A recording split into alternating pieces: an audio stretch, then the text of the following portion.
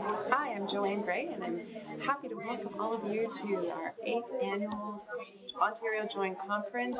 It's great to see everybody here, and we have an amazing 2 days planned.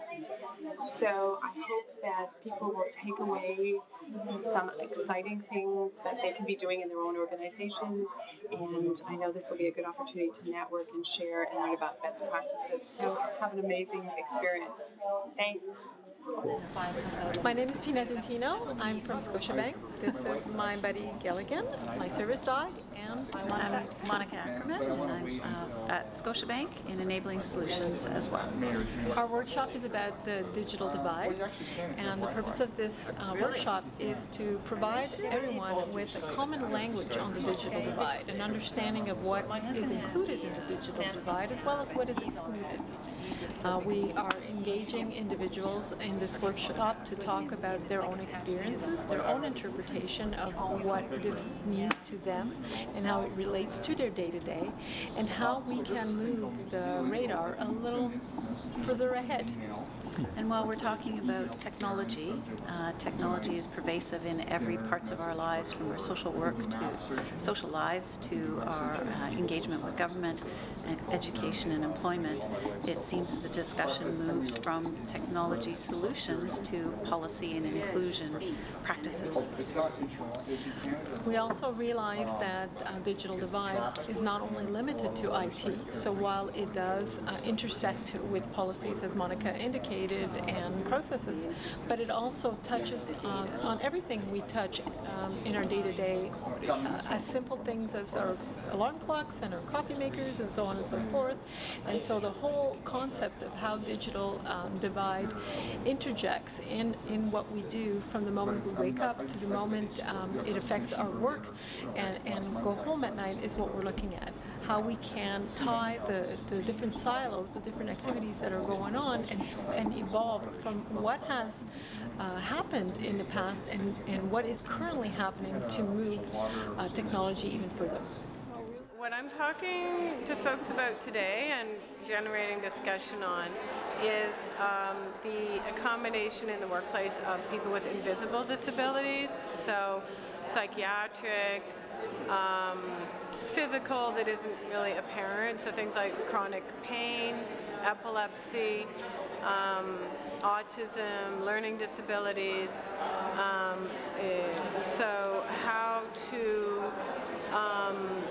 basically the accommodations and the discussions you have are much more subtle and sometimes much more sensitive than, say, making sure there's a ramp to get in the building or assistive technology for people with visual impairments and that sort of thing. So basically it's a bit more complex than the normal everyday accommodation. Not that there is any such thing as normal everyday accommodation, but so issues that we're talking about are things like if there is a psychiatric disability and there's also performance issues in the workplace. How do you address the performance issues while ensuring that you're accommodating the mental health issue? So what we're talking about today is metrics to support better decision making about people with disabilities. So typically what an organization would measure is data like turnover rates and so on. What we're talking about today is putting a logical framework around what is measured and how that data is analyzed and how that's built into an organization's process or culture. The discussion that the group is having now is around the measures and what are the appropriate measures to make better decisions around people with disabilities in their career within the organization.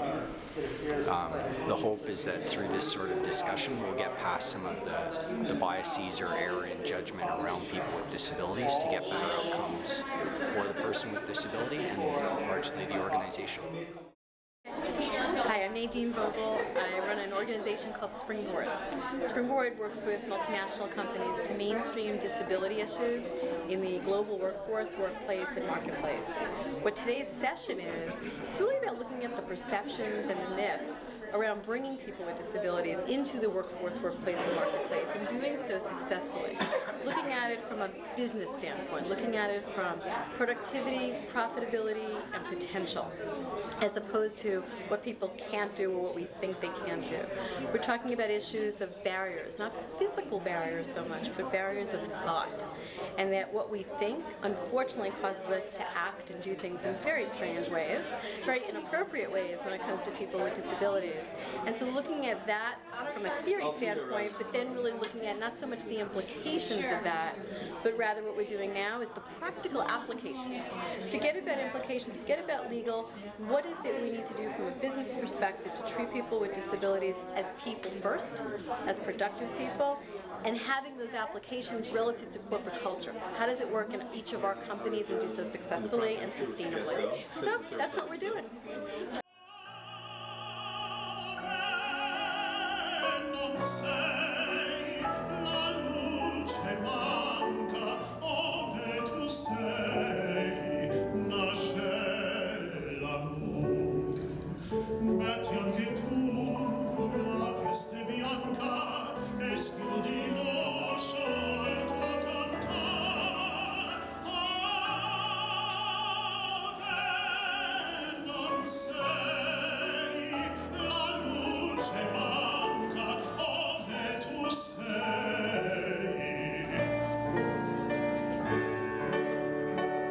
Ove tu sei, nasce l'amor.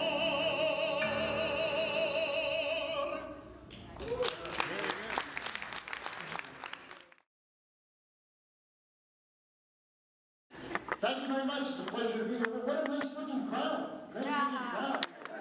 Excellent. Thank you. Yeah. Well, I know what you're saying. I know you're looking at me and you heard my introduction and you saw me folding my cane and I know what a lot of you are saying to yourselves right now. You're looking at me and you're saying, Alex, why no sunglasses? Well, I don't see deaf people wearing earmuffs. I find that people have a wide range of reaction to my blindness. Some are obviously uncomfortable being around me, while others are almost morbidly interested in the fact that I can't see, and all they want to talk about is my blindness. And questions that I always get are, Alex, how do you know what time it is? How do you know what you're wearing? And come on, how do you really know the difference between a $1 bill and a 5? It's easy. Lincoln has a beard. While some people may view my blindness as something that sets me apart, that makes me different from them, the truth is, while we all may appear different on the outside, on the inside, we are all very much the same.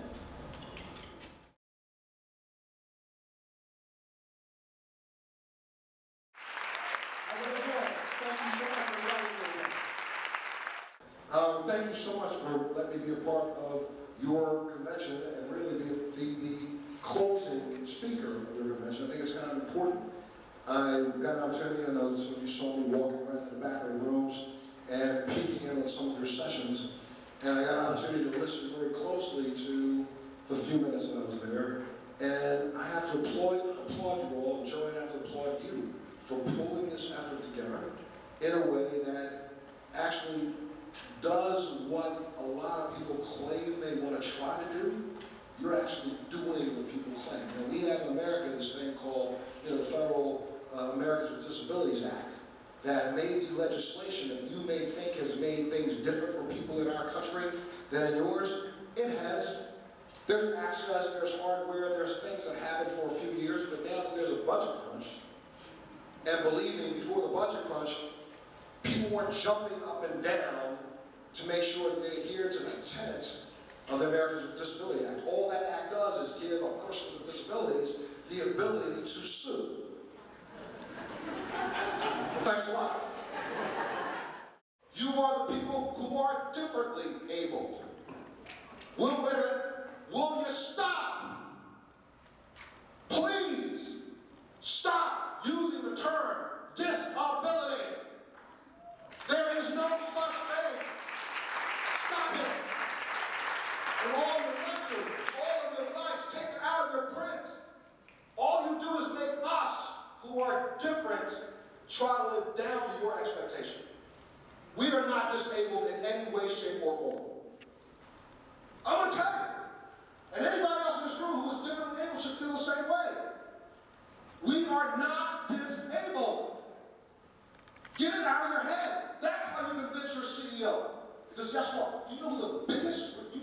word disability, let's use it for who it applies to. And as I look across this room, let me just search it out for a second. Because we all seem to be around the same age. I might be a little older. But we're all in that baby boomer thing, right? Well, guess what, baby boomers? You are less than 16 years away from being technically disabled because you will have aged out of the workplace. And then let me ask you how you feel when you're 61 and you can't get employed because you're older than that 29-year-old that walked in that door. I will determine who I will be. So when I come back to you and I say to you, when I got the diagnosis of MS, I wanted to immediately succumb to the expectations that a doctor threw on me. You will be in a wheelchair in 4 years. You have such a load in your spinal cord and in your brain, you will be disabled. You'll have to figure out how that works. I looked that man back in his face and literally wanted to hit him. First off, you just told me I have MS. Now you tell me to go home and die? Who the hell are you? Who gave you this crystal ball? Who told you how I was going to be? I don't care how many books you read. You don't know me. You didn't know me when I walked in the door. So I walked out of that door. Your speech was very inspiring. You gave us a lot of things to think about, including write 3 things down every night. Was those things that you wrote down things that helped you out of those low times after you found out you had MS, or were there other things that you would like to share that sort of helped you get through and move on to your new life and new ambitions? I've been through the gamut. I was clinically diagnosed as clinically depressed, was put on more medication than the law allows. I don't take one bit of psychotropic medication right now at all. I changed my diet, I changed the way I exercise. I also employed some tools that I placed in this book. The tools that are from some of the greatest minds on this planet right now being researched by the entire psychobabble community. One is by a woman by the name of Dr. Libby Mirsky, who actually has proven clinically that we do have control over our ability to stop that downward spiral. You just have to be taught the tools to do so. And most people aren't taught that. You know the people who were born, I don't care who, down the hall in the office. They can come off and say, I just got hit by a car. That's the greatest thing in the world, just sit there fine. That person is happy about anything.